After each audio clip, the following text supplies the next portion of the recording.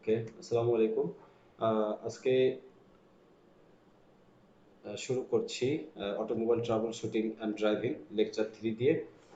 আমরা বিগত দুইটা ক্লাসে মোটামুটি ব্যাটারি, তারপর ইগনিশন সিস্টেম এবং এদের যে সমস্যাগুলো, ত্রুটিগুলো, কি কি ত্রুটি, কি কি সমস্যা হয়ে থাকে এবং এটা থেকে পরিত্রাণের উপায়, এ ধরনের বিষয় নিয়ে আমরা মোটামুটি লেকচারে দেখেছি এবং এগুলোর দোষ ত্রুটি, বিভিন্ন দোষ ত্রুটি, উপসর্গ, এগুলোকে কিভাবে রিমুভ করা যায়, এই বিষয়গুলো নিয়ে আমরা জানার চেষ্টা করেছিলাম। আজকে আমরা লেকচার 3-তে নতুন আরেকটি জিনিস নিয়ে আমরা সবার সামনে হাজির হয়েছি এবং আমরা এই জিনিসটাকে সুন্দরভাবে আয়ত্তে নেওয়ার চেষ্টা করব। এটা basically automobile travel shooting and driving এর তৃতীয় অধ্যায়কে ভিত্তি করে এই লেকচার 3টি তৈরি করা হয়েছে এবং এই লেকচারটি মূলত যে অটোমোবাইলের যে ফুয়েল সিস্টেম রয়েছে সেই ফুয়েল সিস্টেম সম্পর্কে আমরা আজকে জানবো। ওকে, আমরা শুরু করতে চাচ্ছি ইএফআই ফুয়েল সিস্টেম। আমরা বেসিক্যালি এই ফুয়েল সিস্টেম সম্পর্কে যখন বলতে চাই, এখানে ইলেকট্রনিক ফুয়েল ইগনিশন সিস্টেম, এটা বলতে আমরা কিন্তু সবাই ধারণা করে থাকি যে ইএফআইটা সম্ভবত শুধু পেট্রোল ইঞ্জিনের ক্ষেত্রে হয়ে থাকে। না, আধুনিক বিজ্ঞান বলছে বা আধুনিক বিজ্ঞানের যে সফলতা বা অটোমোবাইলের যে রেনেসাঁ, এটার উপর ভিত্তি করে আর এখন আমরা ইএফআই কে ডিজেল এবং পেট্রোল দুইটাতেই আমরা ব্যবহার করতে পারছি। যে ইলেকট্রনিক ইগনিশন সিস্টেমটা, ইলেকট্রনিক ইগনিশন সিস্টেমটা, এখানে একটু ভুল হয়েছে, এটা ইএফআই হবে, ইআই হয়েছে আর কি। ইএফআই হবে এটা ইলেকট্রনিক ফুয়েল ইগনিশন সিস্টেমটা। এটা যে ইলেকট্রনিক কন্ট্রোল মডিউলের মাধ্যমে এখানে ফুয়েলিং সিস্টেম পরিচালনা করা হয়ে থাকে। আমরা ডিজেল ইঞ্জিনে যদি এটা ব্যবহার করি তখন ডাইরেক্ট স্পার্ক ইগনিশন বা ডাইরেক্ট ইগনিশন যেটা বলে ডিজেল ডাইরেক্ট ইগনিশন, এই সিস্টেমেও ডিডিআই সিস্টেমটা আমরা ফুয়েল সিস্টেমে ব্যবহার করি। তাই আমরা মানে লেকচারের ভিতরে আমরা আরো মানে ডিসকাস করব এবং বিস্তারিত জানার চেষ্টা করব। তা আমরা এখন একটু দেখার চেষ্টা করি যে main parts of EFI fuel system. একটা ইএফআই সিস্টেমের মূলত কি কি মেইন পার্টস থাকে। একটা ফুয়েল ট্যাঙ্ক, ফুয়েল পাম্প। এই ফুয়েল পাম্পটা বেসিক্যালি ইএফআই সিস্টেমে ইলেকট্রিক্যাল পাম্প ব্যবহার করা হয় এবং এই ইলেকট্রিক্যাল পাম্পটা ফুয়েল ট্যাঙ্কের ভিতরে মার্জড অবস্থা থাকে। যেমন আমরা সাবমার্সিবল পাম্প ব্যবহার করি, ঠিক তেমনি এরকম একটা পাম্প, ছোট পাম্প, এটা দেখতে একটা বড় ক্যাপাসিটরের মতন এটা এখানে থাকবে। এটার সাথে একটা স্ট্রেনার থাকবে, ফুয়েল পাম্পের সাথে একটা স্ট্রেনার থাকে যে এটা যখন তেলটাকে সাকশন করে তখন এখানে প্রাইমারিলি কিছু ছেঁকে তারপরে এটাকে পাঠিয়ে দেয়। ওকে, ফুয়েল লাইন, এটা বেসিক্যালি অবশ্যই লাগবে, যেহেতু ফুয়েল সরবরাহ হচ্ছে এটা অবশ্যই ফুয়েল লাইন থাকবে। ফুয়েল প্রেসার রেগুলেটর থাকবে একটা, যে একটা নির্দিষ্ট প্রেসার অবস্থা পর্যন্ত এটা এই প্রেসারটাকে কন্ট্রোল করবে। ইনজেক্টর থাকবে, fuel injector. Engine control unit বা ইসিইউ। বিভিন্ন ধরনের সেন্সর থাকবে, আমরা দেখব কি কি সেন্সর আমরা ব্যবহার করি। এবং আরেকটা থাকবে রিটার্নিং লাইন। ওকে, রিটার্নিং লাইন থাকবে। তো এই জিনিসগুলো বেসিক্যালি ইএফআই ফুয়েল সিস্টেমে আমরা ব্যবহার করে থাকি। এখন একটা বিষয় যে এই ফুয়েল সিস্টেমে আসলে কি ধরনের প্রবলেমগুলো হতে পারে, সম্ভাব্য কি কি ত্রুটি হতে পারে আমরা একটু দেখি। যে এখানে অনেক সময় দেখা যায় ক্লোজড ফুয়েল ফিল্টার, যে এর ভিতরে যে এয়ার ফিল্টার, সরি, ফুয়েল ফিল্টারের যে ফিন্স গুলো থাকে, এই ফিল্টারটা অনেক সময় অতিরিক্ত ময়লার কারণে, অর্থাৎ যে তেল আমরা ব্যবহার করছি, এই যে জ্বালানি ব্যবহার করছি, এই জ্বালানিটা কিন্তু সবসময় ভালো মানের হয়ে থাকে না সব জায়গায়। অনেক সময় দেখা যায় যে প্রচুর পরিমাণে ময়লা থাকে, এই ময়লাটা ফুয়েল ফিল্টারটাকে জ্যাম করে ফেলে, যার কারণে ফুয়েলটা ঠিকমতো সরবরাহ হতে পারে না। আমরা কিন্তু যে মানে প্রাইমারি ফিল্টার ব্যবহার করি, এটাতে কিন্তু বেশি এই সমস্যাটা দেখা দেয়। Dirty of malfunction fuel injectors, fuel ইনজেক্টরটা মূলত মানে ময়লাযুক্ত হয়ে গেলে এবং এটাতে যে কেবল কানেক্টিং যে কেবল ব্যবহার করা হয়, এই কেবলটা ত্রুটিযুক্ত হলে, যদি ঠিকমতো সিগন্যাল না পায়, হ্যাঁ, ফেইল ফুয়েল পাম্প ফেইল করলে ক্লোজড ফুয়েল ইনজেক্টরস, অনেক সময় ফুয়েল ইনজেক্টর ক্লোজ হয়ে থাকে, অর্থাৎ এই যে নজল ফোটা, মানে দেখা যায় যে নজলের যে মাথা, ইনজেক্টরের যে মাথায় যে নজল থাকে, এই নজলটা অনেক সময় ক্লোজ হয়ে যায় ময়লার জন্য। আবার অনেক সময় ওপেন হয়ে থাকে, এই ধরনের প্রবলেমটা মানে দেখা দিতে পারে। এটা কিন্তু ইএফআই সিস্টেমে যে ইনজেক্টর গুলো ব্যবহার করা হয়, এটা কিন্তু ওয়ান কাইন্ড অফ অ্যাকচুয়েটর। আমরা এটাকে অ্যাকচুয়েটিং ডিভাইস বলতে পারি। আমরা অ্যাকচুয়েটর এবং সেন্সর, এটা সম্পর্কে আমরা সেন্সর এবং অ্যাকচুয়েটর চ্যাপ্টার আছে, ওখানে আরো বিশদ জানবো। যে অ্যাকচুয়েটর ডিভাইসটা শুধু আমি এইভাবে বলি যে অ্যাকচুয়েটর ডিভাইসটা সেন্সিং নিয়ে কাজ করবে, কিন্তু সেন্সর না, সেন্সিং নিয়ে সেটা কাজ করবে। যেমন থ্রোটল পজিশন সেন্সর নিয়ে, কিন্তু ওই যে থ্রোটল পজিশন ভাব, এটা, তারপর অ্যাকচুয়েটর, তারপরে ম্যাপ ম্যাপ সেন্সর ইত্যাদি ইত্যাদি, এগুলো সমন্বয়ে কাজ করতে পারে। ইগনাইটর, এটাও কিন্তু একটা অ্যাকচুয়েটর। তাহলে আমরা কি বলছিলাম যে এই ইনজেক্টরটা কিন্তু অনেক সময় দেখা যায় যে এটা ক্লোজ অবস্থা থাকে বা ওপেন অবস্থা থাকে। আনএবল টু ওপেন ইনজেক্টর, যেটা বললাম, unable to close the injection, unable to close the injection, অর্থাৎ কন্টিনিউয়াস ফুয়েল সরবরাহ হয়ে যাচ্ছে, কিন্তু এটা ইনজেকশনটা কোনোভাবে এটাকে ক্লোজ করা যাচ্ছে না। Leaking fuel injection, fuel injection কোথাও লাইনে লিক করে, এটা কিন্তু খুবই ডেঞ্জারাস। আমরা এই যে মোটরের কথা বলেছি না, এই মোটর কিন্তু তেলে, অর্থাৎ ফুয়েলে কিন্তু ইমার্সড করা থাকে, অর্থাৎ পেট্রোল ট্যাঙ্কের ভিতরে কিন্তু মোটরটা থাকে, সেখান থেকে ফুয়েলটা কিন্তু উঠে আসে। এখন এখানে কথা, আহ, এই এই যে এখানে যে কন্টাক্ট পাচ্ছে, অর্থাৎ যে ভোল্টেজটা কন্টাক্ট পাচ্ছে, এটা কিন্তু খুব অল্প ভোল্টেজ, যেমন 5 ভোল্টে কিন্তু ওই মোটরটা চলে। একবার ইমাজিন করে দেখি যে ওইখানে যদি কোনোভাবে স্পার্ক তৈরি হয়, তাহলে কিন্তু এই পেট্রোলে কিন্তু আগুন ধরে যাবে। আর ওখানে আগুন ধরা মানে কি, পুরো গাড়িতে কিন্তু আগুন ধরে যাবে। সো এটাকে খুব মানে টেকনিক্যালি এবং কেয়ারফুলি কিন্তু মানে হ্যান্ডেল করতে হয়। আমরা একটা প্র্যাকটিক্যাল করেছিলাম আর কি, প্র্যাকটিক্যালে এই ল্যাক অফ নলেজের জন্য এক সময় দেখা গিয়েছে যে এরকম একটা বড় ধরনের অ্যাক্সিডেন্ট হয়েছে। এটা আমাদের বাংলাদেশে একটা পলিটেকনিকে, এটা মানে শিক্ষার্থীরা আর কি বিষয়টা ওইভাবে বুঝতে পারে নাই, শিক্ষক ওই সময় উপস্থিত ছিল না। তারা মনে করেছিল যে এইভাবে করলে মনে হয় সম্ভব। যদিও তেল প্রায় 1 লিটার তেল ছিল, যার জন্য বড় ধরনের কোনো দুর্ঘটনা ঘটে নাই। যে মোটরে হচ্ছে ব্যাটারি কানেকশন দিয়েছে, সাথে সাথে একদম ওখানে স্পার্ক হয়ে কিন্তু আগুন ধরে গিয়েছে। কারণ পেট্রোলে আগুন ধরার জন্য কিন্তু বেশি কিছু প্রয়োজন হয় না, ছোট্ট একটা স্পার্ক হলেই কিন্তু যথেষ্ট। সো এটা কিন্তু মানে খুব টেকনিক্যালি এটা মাথায় রাখতে হবে যে মোটরটাকে ওখানে ইমার্সড করে রাখা হয়, এবং এই ফুয়েল মানে এইখানে যেন কোনো স্পার্ক না ঘটে, এই জিনিসটা খেয়াল রাখতে হবে।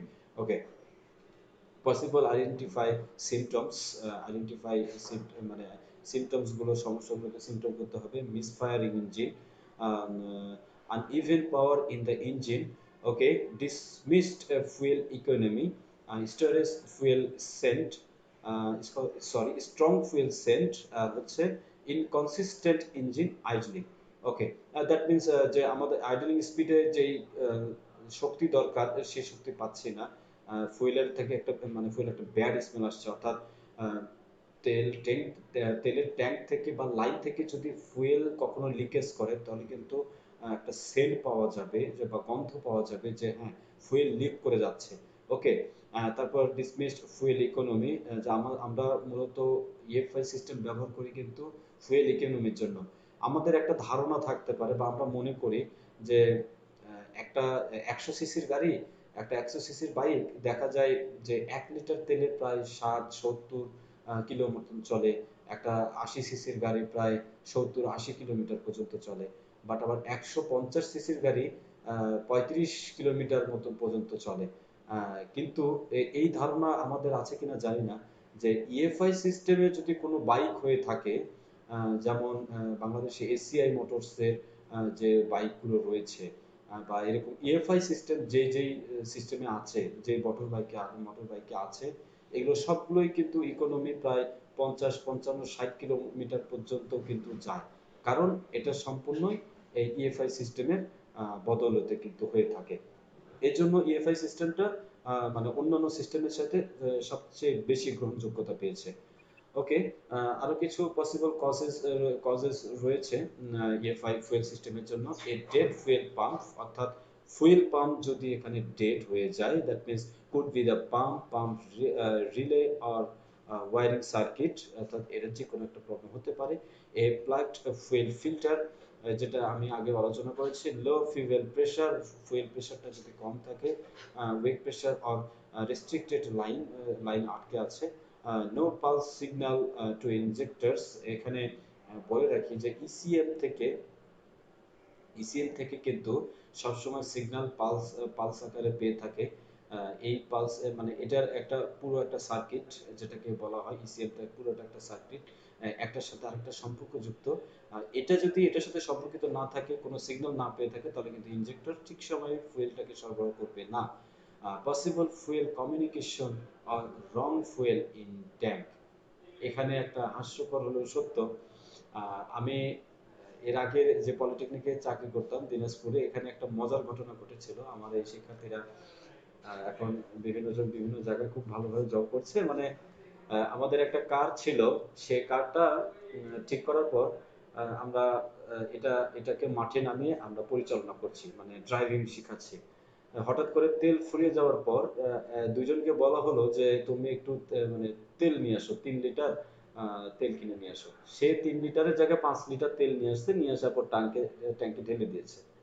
ঢালার পর আমরা গাড়ি স্টার্ট দিয়েছি, স্টার্ট নিচ্ছে কিন্তু ছেড়ে দিচ্ছে, নিচ্ছে ছেড়ে দিচ্ছে, বুঝতে পারতেছি না বিষয়টা। আমি আমি গাড়ির হচ্ছে সামনে যে বনেটটা রয়েছে, বনেটটা তুলে আমি কার্বোরেটরটাকে একটু অপারেট করে এটাকে সুন্দরভাবে ওই যে আইডলিং যে স্ক্রুটা রয়েছে সেখানে প্রেস করে তেল নিয়ে এসে কার্বোরেটরটা একটু ফ্লোট করে তারপরে স্টার্ট করার চেষ্টা করছি, কিন্তু গাড়ি স্টার্ট নিচ্ছে না। এক সময় স্টার্ট নিল, মনে হলো যে ভেতর থেকে কিছু তেল আমার মুখে চলে আসলো, আমি বুঝতে পারতেছি না। পরে আমাকে আমি যখন ওই ছেলেটাকে জিজ্ঞেস করলাম যে তুমি আসলে তেল কতটুকু আনছো, আমি হয়তো ভাবছি যে হয়তো তেলের প্রেশার কম, এই জন্য কাজ করতেছে না। স্যার আমি তো 5 লিটার তেল আনছি। না, আমি তোমাকে 3 লিটারের টাকা দিলাম, তুমি 5 লিটার কিভাবে আনলা? টাকা কি দিছো? স্যার কিছু টাকা শর্ট পড়ছিল। কত? স্যার এই 30 টাকার মতো শর্ট পড়ছিল। How can it possible? তখন আমাকে বলতে যে স্যার, হ্যাঁ ডিজেল তো স্যার 62 টাকা করে, তাই জন্য স্যার আমরা প্রায় ইয়ের দাম হয় যে 500 প্রায় 320 টাকার মতন হয় স্যার, আর 20 টাকা রিক্সা ভাড়া লাগছিল, আমাদের কাছ থেকে স্যার 30 টাকা দিয়ে আমরা স্যার 5 লিটার আনছি। করছো কি তুমি? যে এটা হচ্ছে পেট্রোল ফুয়েল সিস্টেম, তুমি সেখানে ডিজেল দিয়েছো, তাহলে এটা কি আসলে মানে বিষয়টা কি মানে চলবে? তখন আসলে সে ওইভাবে আর কি মাথায় ওইভাবে ছিল না, তখন আমাকে মানে খুব মানে ই করলো যে স্যার আসলে বিষয়টা আমার ওইভাবে একটুকু নলেজে ছিল না, এটা ঠিক আছে, এটা আসলে হয়ে থাকে। অনেক সময় দেখা যায় যে আসলে মানুষ মাত্রই তো ভুল। তো ওইখান থেকে আমরা একটা শিক্ষা পেয়েছি। পরে এটাকে ঠিক করার জন্য পুরো ট্যাঙ্ক খুলতে হয়েছে, পুরো কার্বুরেটর খুলতে হয়েছে, পুরো ফুয়েল লাইন খুলতে হয়েছে, খুলে পুরো লাইন পরিষ্কার করে ট্যাঙ্ক পরিষ্কার করে আবার এটাকে নতুন ভাবে সেট আপ দিতে হয়েছে। সো এইখানে এই যে রং ফুয়েল যদি আমরা তুলে থাকি ফুয়েল ট্যাঙ্কে, এটা কিন্তু আমাদের ফুয়েল সিস্টেমের জন্য কিন্তু বড় মানে এক জায়গায় কি হচ্ছে, পেট্রোল সিস্টেমে এয়ার ফুয়েল মিক্সচারকে আমরা একত্রিত করে ওখানে আমরা স্পার্ক করছি, আর এদিকে এসে ডিজেলে হচ্ছে কম্প্রেসড এয়ারে কিন্তু আমরা ফুয়েল প্রেসার করছি হাই প্রেসারে। সো দুইটার প্রিন্সিপাল তো একদম সম্পূর্ণই ভিন্ন, এখানে কোনোভাবে এটা গ্রহণযোগ্য নয়। ওকে, আমরা এখন আসি যে কনভেনশনাল যে তাহলে আমরা পরে প্রশ্ন নেব প্লিজ, আমরা পরে প্রশ্ন নেব, প্রশ্নটা একটু নোট ডাউন করে রাখো। ওকে, আমরা কনভেনশনাল আমরা যে মানে ফুয়েল সিস্টেম আমরা একটু দেখি, ফুয়েল সিস্টেমটা কি বলছে। এখানে ফুয়েল ট্যাঙ্ক থেকে এখানে একটা ছোট্ট পাম্প থাকবে, এটাকে বলা হয় লো প্রেসার পাম্প। এই এই ফুয়েলটাকে মূলত প্রাইমারিলি এখান থেকে হাই প্রেসার ফুয়েল পাম্পে পাঠানো হয়, বা এটা হচ্ছে মানে এটা কি কি বলে যে হাই প্রেসার ইনলাইন পাম্প। হ্যাঁ, ইনলাইন পাম্পও হতে পারে, আবার এটা হচ্ছে কমন রেল পাম্পও হতে পারে, আবার ডিস্ট্রিবিউটর পাম্পও হতে পারে, এটা ইলেকট্রিক্যাল হতে পারে, মেকানিক্যাল হতে পারে। ওকে, আমরা দেখি যে এই ফুয়েল পাম্প থেকে এই ট্রান্সফার পাম্প দিয়ে আমরা চলে আসছি হচ্ছে ফুয়েল ফিল্টারে। হ্যাঁ, এই ফিল্টারে এখানে প্রাথমিকভাবে এটাকে ছাঁকনি করবে, বা এখানে আরেকটা ছাঁকনি, প্রাইমারি ছাঁকনি, এখান থেকে চলে আসবে সেকেন্ডারি ছাঁকনিতে, সেকেন্ডারি ছাঁকনি থেকে হাই প্রেসার পাম্পে আসবে। এই পাম্পটা মূলত ইঞ্জিনের সাথে গভর্নর দিয়ে অথবা ইলেকট্রিক্যালি এটাকে অপারেট করা হয়। এখান থেকে চলে যাবে কমন রেলে। কমন রেলে এখানে আসার পর এটা টাইমিং অনুযায়ী যখন যেটাতে প্রয়োজন, অর্থাৎ এই যে বলেছিলাম যে ইঞ্জিনের যে ক্র্যাঙ্কশ্যাফট বা ক্যামশ্যাফট আছে ওটার সাথে কিন্তু এটা সম্পর্ক থাকবে গভর্নরের সাথে, অথবা ইলেকট্রিক্যালি এটা সিগন্যাল দেবে। এই সিগন্যালের মাধ্যমে এটা যে ইনজেক্টরে দরকার সেই ইনজেক্টরে এটা মূলত ফুয়েল স্প্রে করবে। আর এক্সেস যে ফুয়েল থাকছে ইনজেক্টরে সেটা রিটার্ন করে আবার ফুয়েল ট্যাঙ্কে চলে আসবে। এটা এখানে একটা প্রেসার রেগুলেটর থাকবে। এই প্রেসার রেগুলেটর মূলত এই যে লাইনটা আছে এই লাইনের প্রেসারটাকে কন্ট্রোল করে থাকবে। আহ, এটা যদি আমরা দেখি এটা একটা ইএফআই সিস্টেম। ইএফআই সিস্টেমে আমরা একটু দেখি, এটা দেখতে আমাদের কাছে একটু হিজিবিজি মনে হচ্ছে যে বাপরে এইসব আবার কি। এটা আসলে অত কঠিন কিছু নয়, আমি একদম সিম্পলি আমি বুঝিয়ে দিচ্ছি। এখানে দেখো একটু খেয়াল করো, এখানে কি আছে, একটা ফুয়েল ট্যাঙ্ক। আমি বলেছিলাম যে এখানে একটা মোটর থাকবে, এই যে এটা একটা মোটর, এটা ফুয়েল ট্যাঙ্কের ভিতরে কিন্তু ইমার্জড অবস্থা থাকে এবং এটা বলা যেতে পারে সাবমার্সিবল মোটর। ওকে, এখান থেকে চলে আসলো ফুয়েল ফিল্টারে, এখানে প্রাইমারি ছেকে এখান থেকে পাঠিয়ে দেবে হাই প্রেসার পাম্পে। ওকে, হাই প্রেসার পাম্প থেকে এটা চলে যাবে, আমরা এই লাইনটা খেয়াল করি। এই হাই প্রেসার পাম্পে চলে আসবে, চলে আসার পর এখানে যে কমন রেল রয়েছে, কমন রেলে এখানে আসবে এবং এখানে একটা থাকবে pressure sensor. That means common rail যে প্রেসার, এই প্রেসার সেন্সর, এই প্রেসার সেন্সরটা মূলত সিগন্যাল পাবে কোথা থেকে, এই কন্ট্রোল ইউনিট থেকে। আমরা আবারও বলছি, এই প্রেসার সেন্সরটা পাবে কি, কন্ট্রোল ইউনিট থেকে। এবং দেখো এই মাথায় একটা পিসিভি আছে, পজিটিভ ক্র্যাঙ্কেজ ভেন্টিলেশন।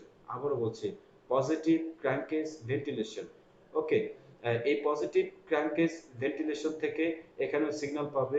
ওকে, এখানে আবার আদার্স যে অ্যাকচুয়েটর গুলো রয়েছে, অ্যাকচুয়েটিং ডিভাইস গুলো রয়েছে, সেই অ্যাকচুয়েটিং ডিভাইসের সাথে সম্পর্ক রয়েছে। ওকে, এরপর এখান থেকে ফুয়েলটা চলে আসলো কোথায়, ইনজেক্টরে। ইনজেক্টরে এসে এখানে ইনজেকশন প্রক্রিয়াটা সম্পূর্ণ করলো এবং ইনজেক্টরের এটা কিন্তু ফুয়েল লাইন এবং এখানে কি আছে যে ইসিইউ থেকে বা ইসিএম থেকে কিন্তু এই সিগন্যালটা পাচ্ছে। ওকে, সিগন্যালটা পাওয়ার পর এটা দেখা যাচ্ছে এই যে আরো কিছু আছে, দেখো অ্যাক্সেলারেটর যে প্যাডেল রয়েছে, অ্যাক্সেলারেটর প্যাডেলের উপর ডিপেন্ড করছে কি, একটা ক্র্যাঙ্কশ্যাফট, একটা ক্যামশ্যাফট। বা এখানে দেখো ইঞ্জিন স্পিড যে সেন্সর আছে, এখানে একটা ইঞ্জিন স্পিড সেন্সর রয়েছে আর এখানে একটা ইঞ্জিন স্পিড ক্যাম রয়েছে। তো এই ক্যাম সেন্সর আর স্পিড সেন্সর, ইঞ্জিন স্পিড ক্যাম শ্যাফটের যে সেন্সর এটা এবং ইঞ্জিন স্পিড যে সেন্সরটা, এই দুটো থেকে এই অ্যাক্সিলারেশনের উপরে কিন্তু ডিপেন্ড করে এখানে কন্ট্রোল মানে মডিউল কিন্তু এটা সিগন্যাল নিচ্ছে। নেওয়ার পর এখান থেকে সম্পূর্ণ চলে যাচ্ছে সম্পূর্ণ মানে কন্ট্রোল মডিউলটা কিন্তু এটাকে কন্ট্রোল করছে। ওকে, কন্ট্রোল করার পর এখানে এই ফুয়েল কার্যক্রমটা সম্পূর্ণ করছে। আর এক্সেস যে লাইনটা থাকছে, এই এক্সেস লাইনটা কিন্তু রিটার্ন করে আবার ফুয়েল ট্যাঙ্কে চলে আসছে। তাহলে এখানে যে প্রাইমারি ফিল্টারে যে বলেছিলাম যে যখন ফুয়েলটাকে পাম্পিং করবে, এই পাম্পিংটা এখান থেকে প্রথমে এখানে চলে এসে এই হাই প্রেসার পাম্পের মাধ্যমে চলে আসবে এবং এটা কিন্তু একসাথে যে 2 3 এই যে 4, এই 4টা কিন্তু লাইন। ওকে, এখন একটা প্রশ্ন থাকতে পারে যে পজিটিভ ক্র্যাঙ্কেজ ভেন্টিলেশনটা আসলে কেন ব্যবহার করা হয়। যে ভেন্টিলেশন কি, অনেক সময় এয়ার গ্যাপের সৃষ্টি হয়, প্রেসারটাকে অ্যাডজাস্ট করা যায় না, এই প্রেসারটাকে অ্যাডজাস্ট করার জন্য ভ্যাকুয়াম যেন সৃষ্টি না হয় বা ভ্যাকুয়ামকে অ্যাডজাস্ট করার জন্য ইত্যাদি। মানে ভেন্টিলেশন কি কাজ, ভেন্টিলেশন কাজ হচ্ছে নিঃশ্বাস নেওয়া বা প্রশ্বাস করা। অর্থাৎ ভিতরে যদি কোনো গ্যাপ সৃষ্টি হয়, ভিতরে যদি এয়ার টাইট হয়ে যায়, সেক্ষেত্রে এই তখন এই পজিটিভ ভেন্টিলেশনটা ওপেন বা ক্লোজ হয়ে এটাকে সম্পূর্ণ সহযোগিতা করে। ওকে, হাই প্রেসার এই যে লাল দাগাঙ্কিত যে জায়গাগুলো এটা হাই প্রেসার এবং হলুদ দাগাঙ্কিত যে জায়গাগুলো এগুলো মূলত লো প্রেসার আর কি। তো এটা একটা ইএফআই সিস্টেম। পেট্রোল, এটা হচ্ছে ইএফআই ডিজেল ইঞ্জিনের। আর আমরা এখন দেখবো ইএফআই পেট্রোল ইঞ্জিনের। ইএফআই পেট্রোল ইঞ্জিনের কি, যে এখানে ফুয়েল সাপ্লাই ওই একই জিনিসই থাকবে, ফুয়েল সাপ্লাই, ফুয়েল সাপ্লাই থেকে ফুয়েল পাম্প, এটা পাম্পটা মূলত এখানে ইমার্স থাকবে, ফুয়েল ফিল্টারে আসবে, আসার পর এখানে ইন লাইনে থাকবে। ইন লাইনে আসার পর এটা প্রত্যেকটা দেখো এই যে কমন রেল যেটাকে বলে, এই কমন রেল থেকে এটা প্রত্যেকটা ইনজেক্টরে চলে আসবে। এখানে কিন্তু একটা কথা আছে, তোমাদের হয়তো প্রশ্ন আসতে পারে যে স্যার পেট্রোল ফুয়েল সিস্টেমে তো আসলে ইনজেক্টর থাকে না। ইয়েস, ইএফআই সিস্টেমে কিন্তু ইনজেক্টর এবং স্পার্ক প্লাগ দুইটাই থাকবে। আমরা কিছুক্ষণ পর আরেকটা চিত্র আছে ওখানে দেখাবো। এবং এখানে প্রেসার রেগুলেটর আছে, প্রেসার রেগুলেটরের মাধ্যমে যতটুকু ফুয়েল এখানে দেওয়া দরকার ফুয়েল সরবরাহ করবে, বাকি ফুয়েলটাকে রিটার্ন করে আবার ফুয়েল সাপ্লাই লাইনে পাঠিয়ে দিবে। ওকে। আর এই যে এতগুলো কাজ করছে, এ কিন্তু কাজ একা একা করতে পারবে না। এ কাজ করছে মূলত ইঞ্জিন কন্ট্রোল যে মডিউল আছে বা ইঞ্জিন কন্ট্রোল যে ইউনিট আছে এই ইউনিটের মাধ্যমে। এবং ইঞ্জিন কন্ট্রোল ইউনিটটা মূলত যত প্রকার সেন্সিং রয়েছে সব সেন্স নিচ্ছে কার কাছ থেকে? একটা হচ্ছে থ্রোটল পজিশন সেন্সর। এখানে কিন্তু এই যে আমরা কনভেনশনাল সিস্টেমে কিন্তু আমরা এই যে কার্বুরেটর ব্যবহার করেছি, কিন্তু এটাতে কিন্তু কার্বুরেটর নেই, এটাতে আছে থ্রোটল। তো এই থ্রোটলটা মানে কোন পজিশনে আছে এই অ্যাকচুয়েটিং ডিভাইস থেকে যাওয়া যাবে, যে থ্রোটল পজিশন সেন্সর। এরপর আছে কি ইঞ্জিন কুলেন্ট টেম্পারেচার সেন্সরের মাধ্যমে, তারপর অয়েল টেম্পারেচার সেন্সরের মাধ্যমে, অক্সিজেন সেন্সর রয়েছে, অর্থাৎ এটা এক্সজস্টে লাগানো থাকবে। আরেকটা কি ইনটেক এয়ার টেম্পারেচার, অর্থাৎ যে বাতাস প্রবেশ করছে ইনটেক এয়ার টেম্পারেচার, বা এটাকে আবার কি মেইন অ্যাবসোলিউট প্রেসার ম্যাপ সেন্সরও বলা হয়ে থাকে আবার অনেক সময় এই ম্যাপ সেন্সরের মাধ্যমে। ওকে। এই এই এই কয়েকটা সেন্সর কিন্তু অবশ্যই লাগবে, কারণ ইসিএম মানে বা ইএফআই সিস্টেম বা আধুনিক যে সিস্টেমগুলো আছে সেন্সর ব্যতীত কিন্তু ইঞ্জিন চালানো বলা যেতে পারে অসম্ভব। এখন আসি, দেখো এখানে কিন্তু বিভিন্ন পজিশনের বা বিভিন্ন ধরনের কিন্তু এই যে ইএফআই সিস্টেমের মানে কার্য পদ্ধতি দেখানো হয়েছে। একটু দেখো যে এখানে কিন্তু ইনজেক্টর ব্যবহার করা হচ্ছে একটা, এটাতে ইনজেক্টর চারটা, এটাতে ইনজেক্টর চারটা। তাহলে কোনটার চাইতে কোনটা সুবিধে বেশি, এটা হচ্ছে কথা। দেখা গেল যে এখানে একটা যদি সেন্সর মানে ইনজেক্টর ব্যবহার করা হয়, এটা কন্টিনিউয়াস ফুয়েলটা সরবরাহ করতে হয় এবং বেশি পরিমাণে সরবরাহ করতে হয়। সেই হিসেবে দেখা যায় যে এই যে এয়ার ফুয়েল মিক্সচারটা এটা সব সময় আসছে, যে এখানে ফুয়েল সরবরাহ হচ্ছেই, কিন্তু বাতাস এখানে একে আসছে, তারপর তিনে আসছে, তারপর চারে আসছে, তারপর দুই আসছে। সেই হিসেবে কিন্তু আমার ওয়েস্ট ফুয়েল কিন্তু ওয়েস্টেজ হয়ে যাচ্ছে। আর এটা হচ্ছে থ্রোটল পজিশন, যা আগে ছিল যে কার্বুরেটর থ্রোটল ভালভ ওপেন করে এখানে ভেন্চুরিমিটারে হচ্ছে এয়ার ফুয়েলকে মিক্স করা হতো, কিন্তু এখন আর এটা হচ্ছে না।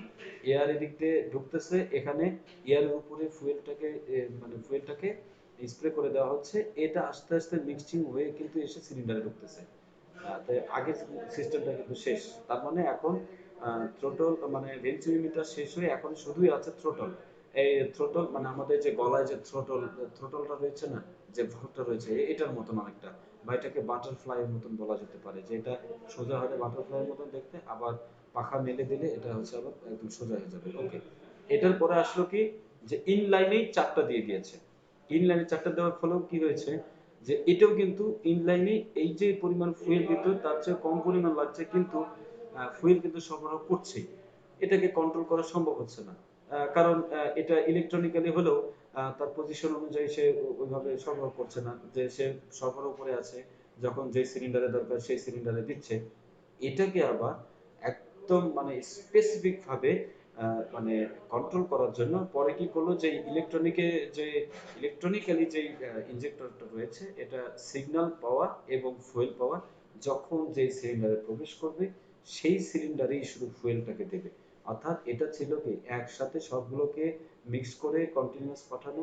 এটা ছিল যে এটাও প্রায় ওই মানে এটার মতনই, কিন্তু এটা প্রত্যেকটা লাইনে ছিল, কিন্তু এটাতে এসে কি হলো যে একদম পার্সোনাল লাইনে, অর্থাৎ 1 নম্বর সিলিন্ডারে যখন দরকার 1 নম্বরে ফুয়েল সরবরাহ হয়ে এটা যাবে, 3-এ যখন দরকার 3-এ সরবরাহ হয়ে যাবে, 4 দরকার 4-এ সরবরাহ হয়ে যাবে। এখন এসে এইটাই মূলত পার্থক্য করে এখন বর্তমানে এইটাই মূলত এই যে সি টাইপ যেটা এই ফুয়েল রেঞ্জ সিস্টেমের যেটা ইএফআই সিস্টেমে এখন এইটাই জনপ্রিয়তার সাথে ব্যবহার করা হচ্ছে। অর্থাৎ এখানে দেখো ইনজেক্টর রয়েছে, এক পাশে স্পার্ক প্লাগও থাকবে। ওকে। এখন আসি যে কিছু সমস্যা এবং সমাধান, যে পেট্রোল ইঞ্জিনের জন্য যে প্রবলেমগুলো আমরা দেখি, যে fuel pump not work, fuel pump কাজ করে না, pump pressure low, fuel line leakage হয়ে গেছে, কার্বুরেটর কাজ করে না, EFI engine injector not work, injector pressure low, এই ধরনের প্রবলেমগুলো মূলত দেখা যায় আর কি। আর এই ধরনের প্রবলেমগুলো হলে কিন্তু আমরা আসলে এটাকে সমাধান করার চেষ্টা করি। যেমন সমাধান হিসেবে কি ফুয়েল পাম্প রিপেয়ার করতে পারি। ফুয়েল পাম্প এখানে এই যে প্রেশার কম হলে ফুয়েল পাম্প রিপেয়ার করতে পারি, ফুয়েল লাইন রিপেয়ার করতে হবে, কার্বোরেটর সার্ভিসিং করতে হবে, ইনজেক্টর চেঞ্জ করতে হবে। ওকে। তবে একটা বিষয় কি, ইলেকট্রনিক যে জিনিসগুলো রয়েছে, ইলেকট্রনিক জিনিসগুলো আসলে রিপেয়ারের চাইতে সবচেয়ে বেটার এটাকে চেঞ্জ করা। কারণ এই যে ফুয়েল পাম্প যেটা, এটা কিন্তু বেশি দামি নয়, এটা মানে খুব অল্প দামি। ইচ্ছা করলেই কিন্তু আমরা এটাকে চেঞ্জ করে দিতে পারি, চেঞ্জ করে ওই ডিভাইসটাকে রক্ষা করতে পারি। তাই এটা একটু মাথায় রাখতে হবে। কারণ আমরা এখান থেকে যে যখন কর্পোরেট জবে যাব, সবসময় আমাদের কিন্তু এই মাথায় এই জিনিসটা রাখতে হবে যে এটা মেরামত, ইলেকট্রনিক্স জিনিসটা মেরামতের চাইতে সবচেয়ে ভালো এটাকে মানে রিপেয়ারের চাইতে সবচেয়ে ভালো চেঞ্জ করা।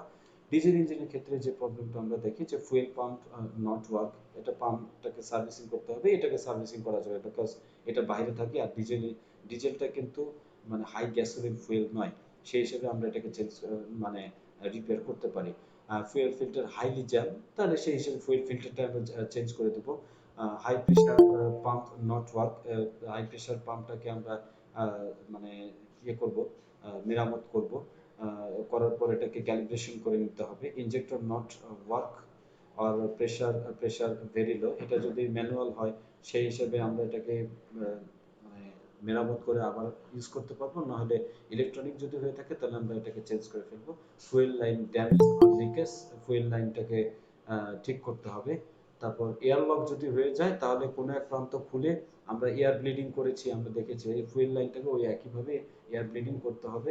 এক পাশ থেকে এক মানে ওই নজলের আগে মাথাটা মানে সরি ইনজেক্টরের আগে যে ইয়ার রয়েছে, লিমিটার ক্যাপ বা অ্যাডজাস্টিং ক্যাপ মানে স্ক্রু রয়েছে, নাট রয়েছে, নাটটাকে খুলে ওখান থেকে মানে একটু গাড়ি স্টার্ট করে বা পাম্পিং করে ফুয়েলটাকে কিছু ফেলে দিতে হবে, তাহলে এখান থেকে বাতাস রিমুভ হয়ে যাবে।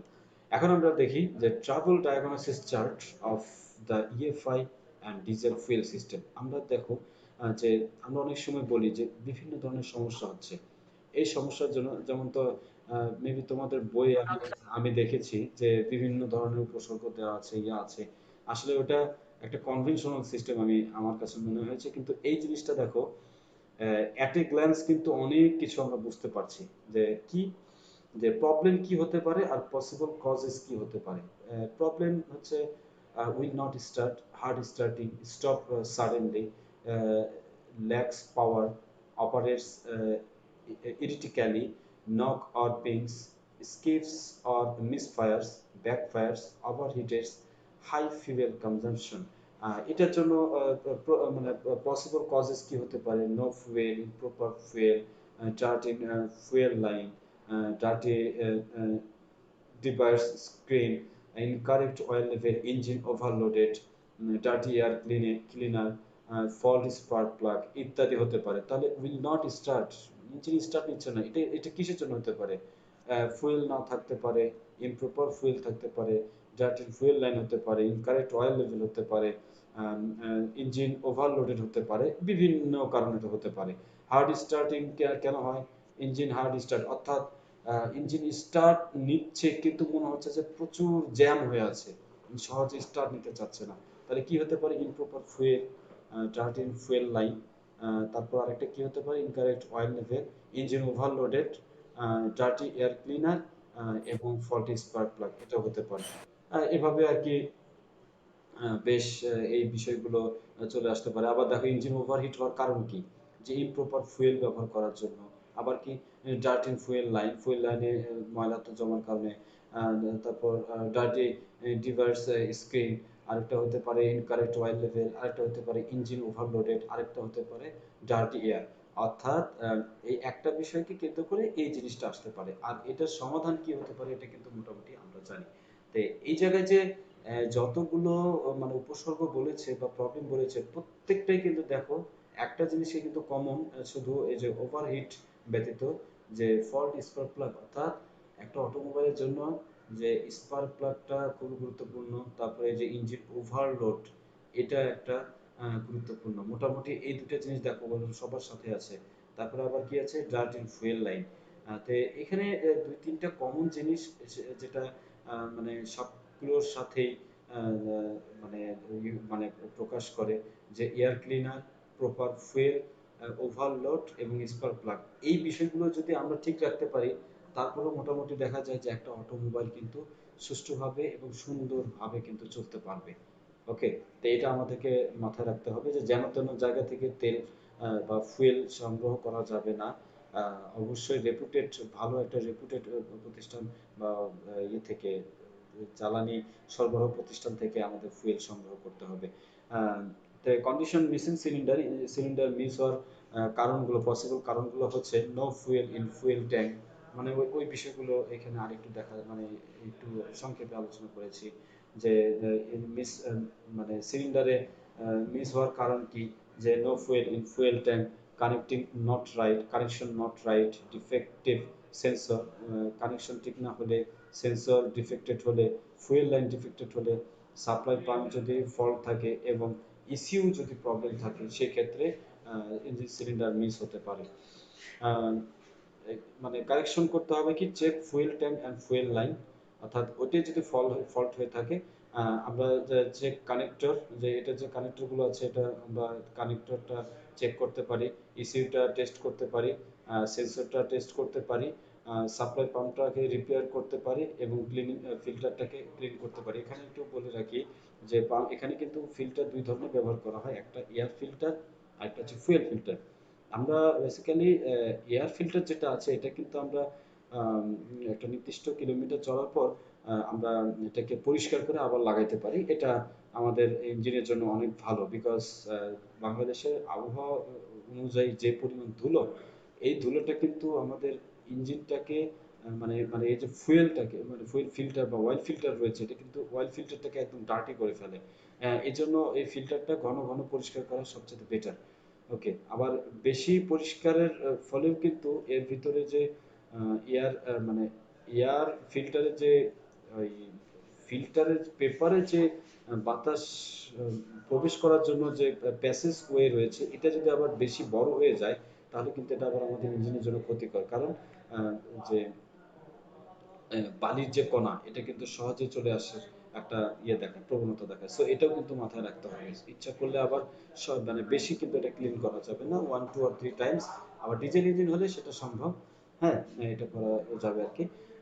আরেকটা বিষয় যে এই কানেক্টরের কথা একটু বলি। কানেক্টরটা হচ্ছে বাংলাদেশে আসলে যে রিকন্ডিশন গাড়িগুলো আসে, আমরা যে গাড়িগুলো চট্টগ্রাম বন্দর দিয়ে নিয়ে এসে ঢাকায় বিভিন্ন জায়গায়, বাংলাদেশের বিভিন্ন জায়গায় বিক্রি করি, এরা করে কি, এই যে কানেক্টরগুলো রয়েছে, অরিজিনাল কানেক্টরগুলো না খুলে ফেলে। খুলে এরা দেখা যায় যে বাংলাদেশে মানে নিজ হাতে তৈরি, মেড ইন বাংলাদেশ এরকম কিছু কানেক্টরগুলো লাগিয়ে দেয়, যার জন্য এই কানেক্টরগুলো বেশি লংজিভিটি হয় না। এবং পরবর্তীতে এই কানেক্টরগুলো 2 লাখ, 3 লাখ, 2.5 লাখ, 1.5 লাখ, যার কাছে যেভাবে পারে এটা বিক্রি করে। সো এটা কিন্তু আসলে মানে মানে কি বলবো, যে একটা মানহানিকর কাজ আর কি, আমি বলি, আমি মনে করি।